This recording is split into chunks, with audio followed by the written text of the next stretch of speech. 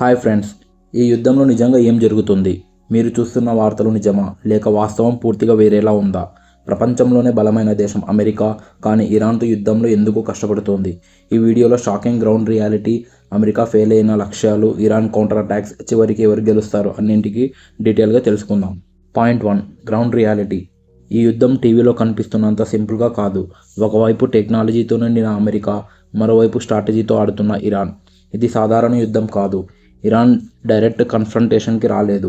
అది asymmetric warfare గేమ్గా ఆడుతుంది. అంటే ఒక పక్క చాలా బలమైన దేశం, మరో పక్క తక్కువ బలమున్న దేశం. కానీ బలహీనమైన దేశం స్మార్ట్ స్ట్రాటజీతో పోరాడుతుంది. చిన్న చిన్న దాడులు, అనుకోని దిశల్లో అటాక్స్, డ్రోన్ మిసైల్స్. ఒక్కో దెబ్బ చిన్నదే, కానీ కలిపితే అమెరికా ప్లాన్ను కుదిపేస్తుంది. ఇది అమెరికా ప్లాన్లను పూర్తిగా డిస్టర్బ్ చేస్తుంది. Point 2, military victory. ఏదైనా ఒక దేశం యుద్ధంలో గెలిచామని చెప్పాలంటే ఆ దేశం తను పెట్టుకున్న లక్ష్యాలను పూర్తిగా సాధించిందా లేదా అనేది చూడాలి.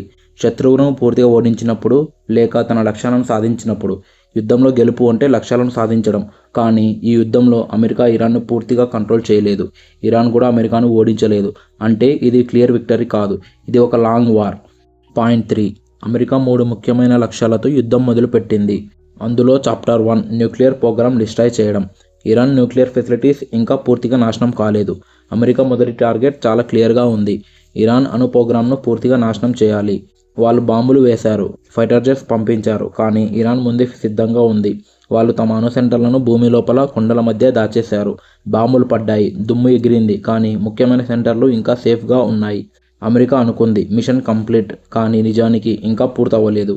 తర్వాత అమెరికా మరో పెద్ద ప్లాన్ వేసింది. లీడర్షిప్ మార్చాలి, ప్రభుత్వం మార్చాలి. లీడర్ పడిపోతే దేశం కూలిపోతుంది అని అమెరికా అనుకుంది. కానీ ఇక్కడే ట్విస్ట్ బయటపడింది.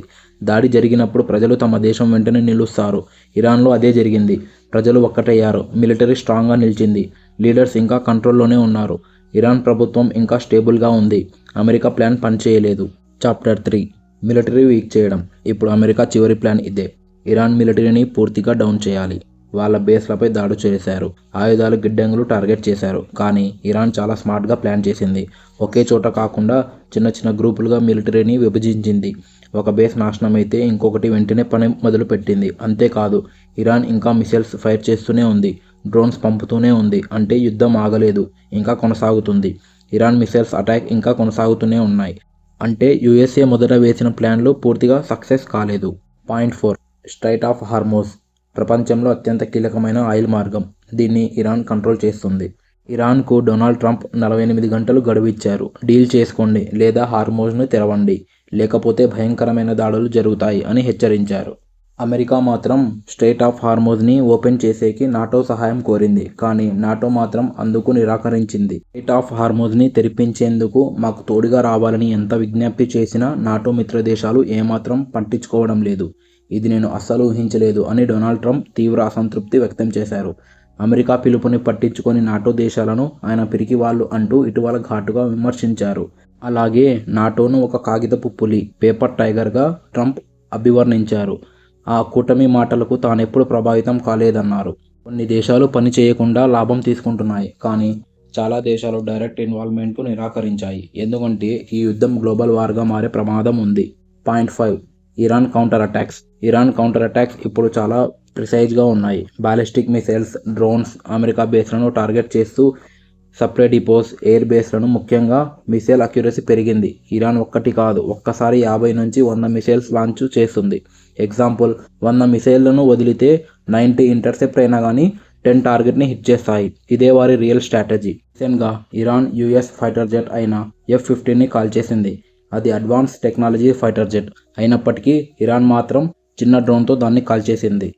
Iran missiles and drone capability ఇంటాక్ట్గా ఉంది. ఇది అమెరికా డిఫెన్స్ సిస్టమ్కు పెద్ద ఛాలెంజ్. 6, ఈ యుద్ధంలో అత్యంత వివాదాస్పద విషయం, సివిలియన్ ప్రాంతాలపై దాడులు. పిల్లలు, కుటుంబాలు, సాధారణ ప్రజలు వీరే ఎక్కువగా బాధపడుతున్నారు. ప్రపంచవ్యాప్తంగా యుఎస్ఏ మరియు ఇరాన్పై విమర్శలు పెరిగాయి. వార్ ఎథిక్స్పై పెద్ద చర్చ జరుగుతుంది. Point 7, internal push back in US military. బయట యుద్ధం జరుగుతుంటే లోపల అమెరికాలో మరో యుద్ధం మొదలైంది. యుఎస్ ఆర్మీ టాప్ జనరల్ను అకస్మాత్తుగా తప్పించారు. మరికొంతమంది ఉన్నతాధికారులను కూడా తీసేశారు.